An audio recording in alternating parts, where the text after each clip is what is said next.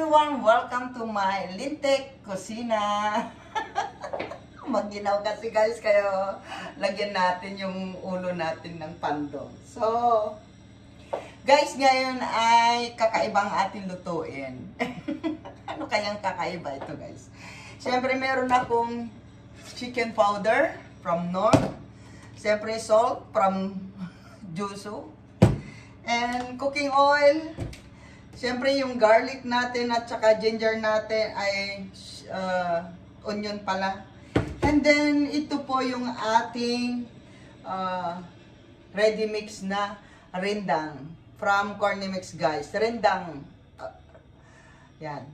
Gagawa tayo ng specialty ng mga taga-Indonesia. So, ang rendang guys ay, ang alam ko lang ay beef. Yung the rest, di ko na alam kung pwede yung pork or chicken. Basta, shout out sa mga taga-Indonesia. So, ito guys, yung ating fresh beef. Yan. So, kasi pagka yung rendang guys, mas masarap yung medyo may pat or yung taba-taba ng may baka. Yung mga ganito, yan. So, simple lang siyang lutuin. Natutunan ko ito guys sa aking Indonesia na, kaibigan. Yan. Kasi, most guys na na-meet ko dito ay mga taga-Indonesia. Kasi akala ko mga Pilipino sila. Kasi pari-pareho tayo ng, ng kulay at tangkad. So guys, ay on na natin yung ating kalan. So,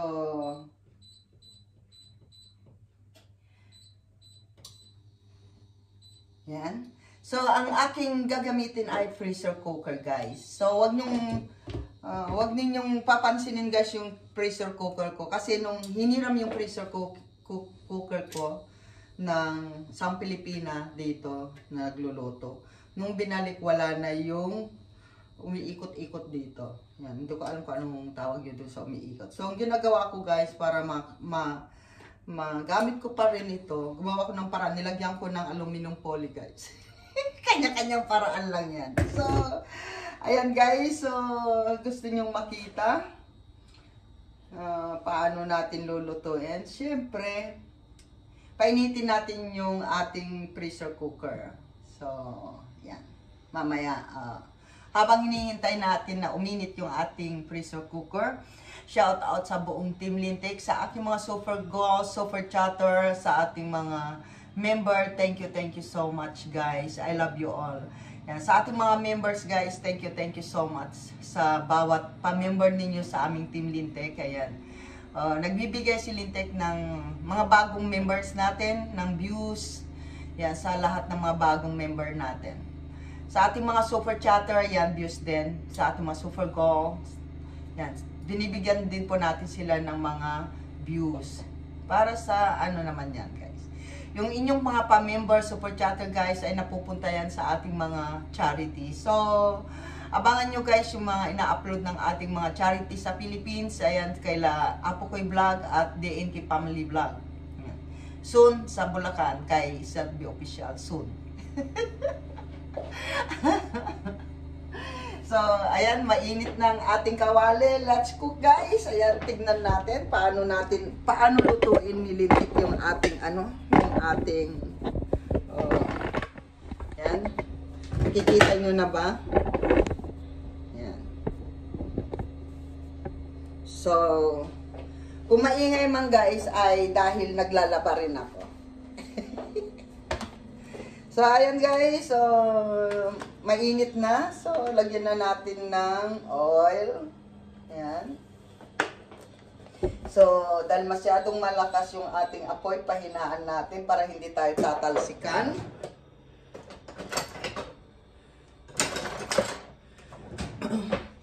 And dahil mainit na guys, lagyan na natin yung ating garlic.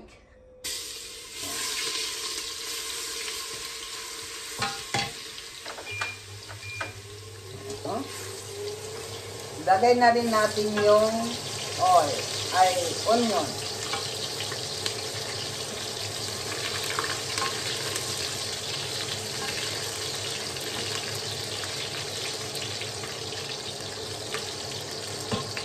Ayan.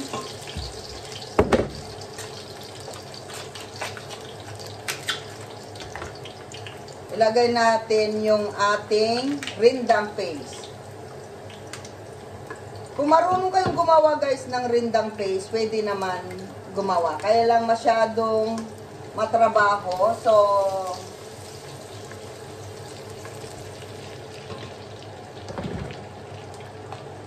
hindi ko kailangan pahirapan pa yung sarili ko. Kung kaya naman natin bumili na ng ready na rindang paste, yun na lang ang bilhin natin guys. Kasi ang hirap magpuk-puk-puk guys. Sa bagay, ginagawa lang kasi ito guys sa blender. Yan, kung may blender kayo.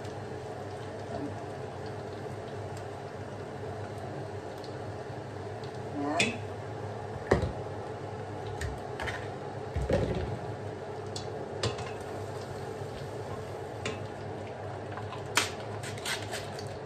Tatlong nilagay ko guys, kasi 1 kilo yun.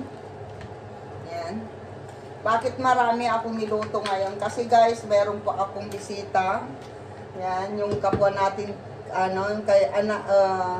yung kaibigan ko dito, yung may girlfriend na kasi yung anak. Yan.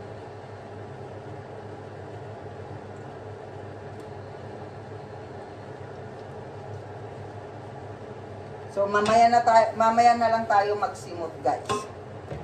Sisimutin natin lahat ito para dyan. So, pag nagisa natin ito, ang bango na niya. Ayan, yung mga taga-Indonesia, Malaysia, yan, alam nila ito. Ayan, bango. So, ganyan na siya guys, kapag ka nagisa. Ang taas kasi ng ang lalim kasi ng pressure cooker natin. So, ang gagawin natin ay ilalagay na po natin to. Yan.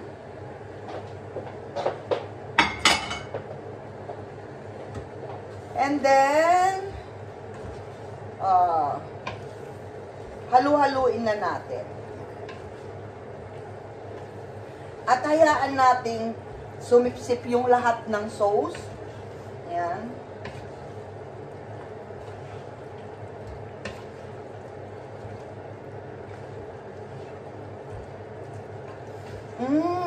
Ang bango na niya, guys. Parang nagutom ako sa amoy. Alam niyo, guys, paborito ko itong lutuin nung natutunan ko to. Kaya lang, minsan, dahil nga, kailangan palambutin natin to ng mga, hanggang sa lumambot. Ayan. Siguro mga 45 minutes to 1 hour. Ayan.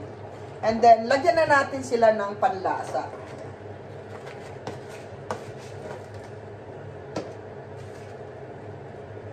Yan.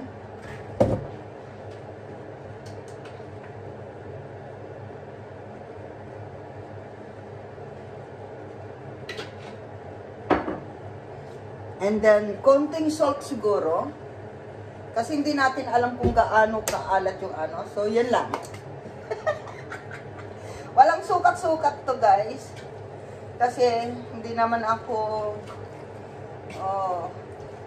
cooker, hindi naman ako chef cook, hindi naman ako nag-aral ng culinary. Pero pag nalasahan ko yung pagkain at interesado ako at gusto ko yung food, inaalam ko talaga, sinisikap kong namnamin yung food, and then pag nalasahan ko yung mga ricado, trinatry ko na yan sa sarili ko.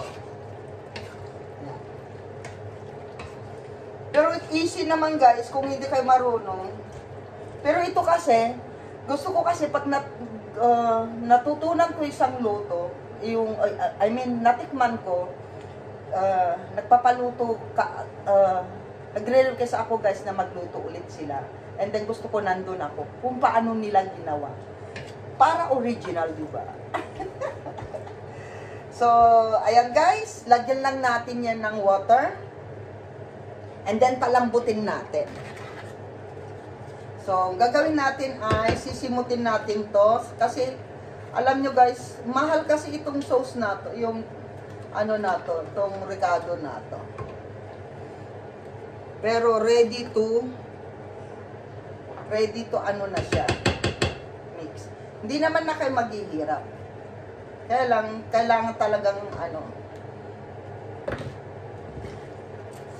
kaway-kaway dyan yung katulad ko na ano, sayang din kasi, di ba? So, tama lang yung 3 para sa 1 kilo. 1 kilo itong beef ko. O, di ba, may nasisimot pa ako. Ganyan kayong mga Ilocano, guys. Kailangan simutin lahat.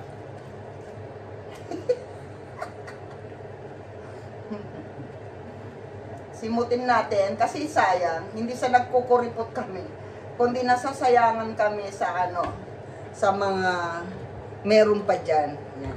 May natitira. Diba? So, ayan guys. Oh, diba nakita nyo yung itsura niya? Oh, look, so yummy na guys, oh. Maging ganyan din mamaya. So, lagyan natin ng water.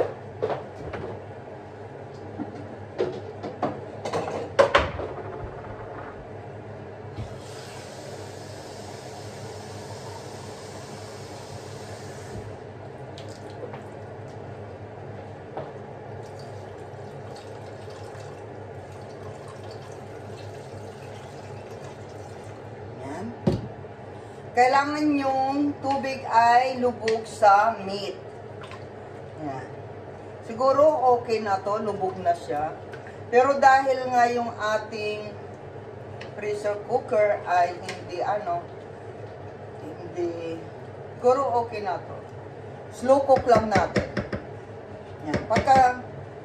Pagka kumulo na siya, slow lang natin. So, yan guys. Takpan natin and then mamaya titignan natin kung ano yung result.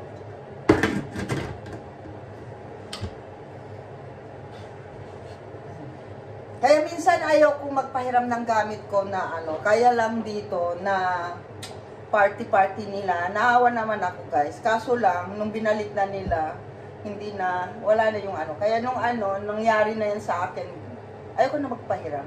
Sa bagay, yun naman yung ugali ko kahit sa Pilipinas. Ayaw kong pinapahiram yung gamit ko sa loob ng bahay. Kasi pagka nasira, kahit kaya nating palitan, minsan, gigigil ako yun.